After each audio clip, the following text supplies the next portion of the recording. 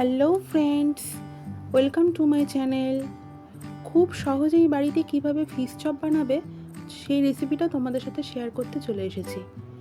Unique স্টাইলে এই রেসিপিটা তোমরা করতে পারো, যে কোনো মাছ দিয়েই তোমরা করতে পারো, কিন্তু আমি এখানে রুই মাছ নিয়েছি 5 পিস রুই মাছ। তো চলো দেখে নিই কীভাবে আমরা ফিশ চপটা বানাবো। প্রথমে আমি মাছটাতে হলুদ আর নুন দিয়ে একটু সেদ্ধ করে নেব।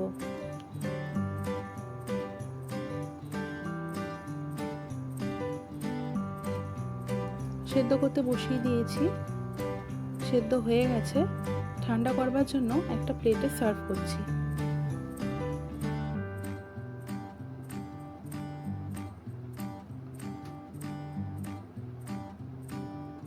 মাছগুলো ঠান্ডা হয়ে গেলে মাছের থেকে কাঁটাগুলো সুন্দর করে বেছে নেব।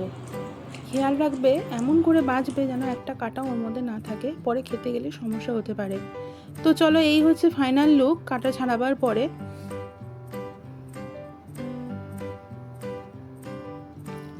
এরপরে আমরা যাব নেক্সট পার্টটায়।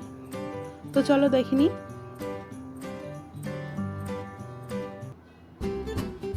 ফিশ চপ বানানোর জন্য কী কী ইনগ্রিডিয়েন্টস লাগছে চলো দেখবে। খুব অল্প উপকরণ দিয়ে তুমি এটা বানিয়ে নিতে পারো, সন্ধ্যে স্ন্যাক্স হিসেবেও খেতে পারো।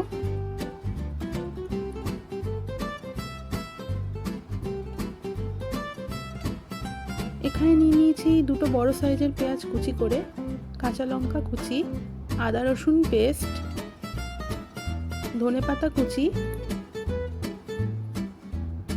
সিদ্ধ করা আলু, দুটো ডিম, গরম মশলা পাউডার আর গোলমরিচ পাউডার, আর বিস্কুটের গুঁড়ো বা ব্রেড ক্রাম্বস। কড়াই বসিয়ে সর্ষের তেল দিয়ে দিয়েছি ওতে সাদা জিরে ফোড়ন। এবার আমরা পুরটা রেডি করব। তো দিয়ে দিচ্ছি পেঁয়াজ কুচি,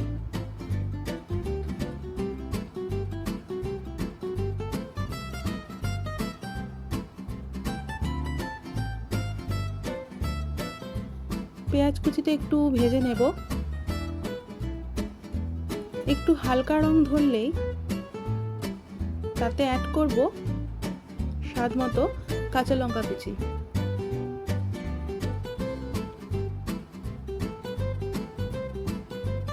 এই পেঁয়াজ আর কাঁচা লঙ্কা আরেকটু ভেজে নেব ভালো করে।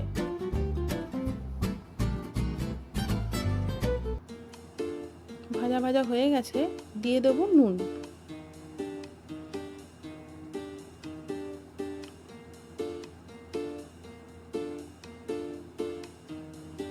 দিয়ে দিচ্ছি আদা রসুন পেস্ট।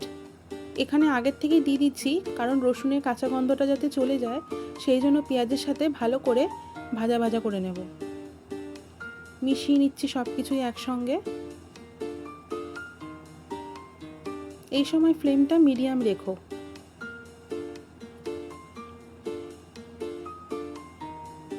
দিয়ে দিচ্ছি হলুদ গুঁড়ো,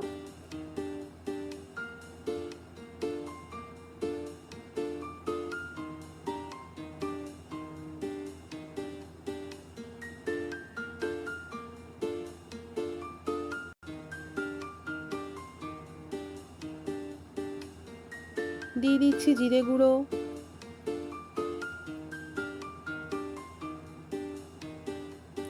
ধনিয়া পাউডার,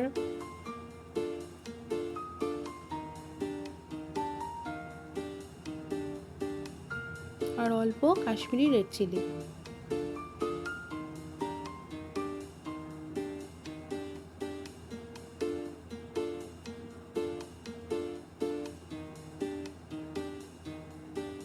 এবার এই প্রত্যেকটা মশলা আমি পেঁয়াজের সঙ্গে ভালো করে কষে নেব।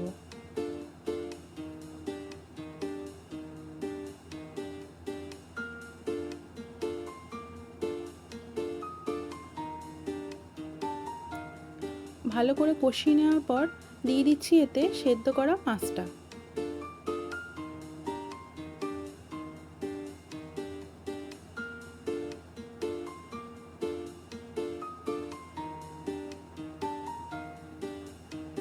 এবার মাছ আর মশলা একসঙ্গে ভালো করে মিশিয়ে কষিয়ে নেব।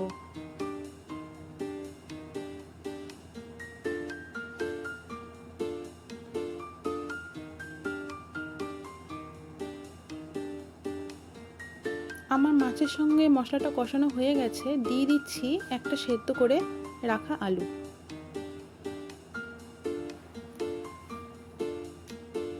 এবার আলু আর মাছের যে মশলাটা তৈরি করেছি সেটা ভালো করে মিশিয়ে নেব। এই দেখো ফাইনালি এরকম দেখতে হয়েছে। তো রেডি হয়েই গেছে পুরটা। অ্যাড করছি অল্প একটু গরম মশলা গুঁড়ো আর একটুখানি চিনি, স্বাদটা ব্যালেন্স করবার জন্য। এইবার গরম মশলা চিনি দিয়ে ভালো করে পুরটা নেড়ে চেড়ে নিয়ে নামিয়ে নেব।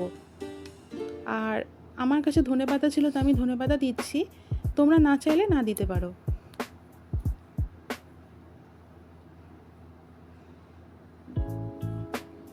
দেখতেই পাচ্ছ জল জল ভাবটা কেটে গেছে, আঠালো একটা মণ্ড তৈরি হয়েছে। এ পর্যায়ে আমি একটুখানি নেড়ে পুরটা নামিয়ে নেব। ঢেলে নিচ্ছি প্লেটে।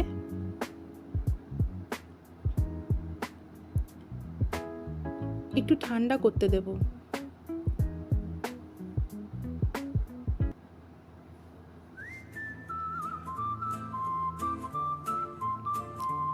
তো চলো এবার একটা ডিমের কোট আমরা তৈরি করব। নিয়ে নিচ্ছি দুটো ডিম।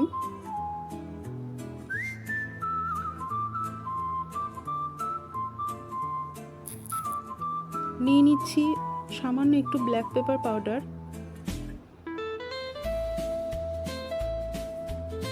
এবার ডিম আর ব্ল্যাক পেপার পাউডারকে সুন্দর করে মিশিয়ে সাইডে রেখে দেব। তো আমি ওটা ঠান্ডা করে রাখার পর এটা হচ্ছে ফাইনাল লুক। এবারে ফিশ চপগুলোকে ডিমের গোলায় এক এক করে আমরা চুবিয়ে তুলে নেব।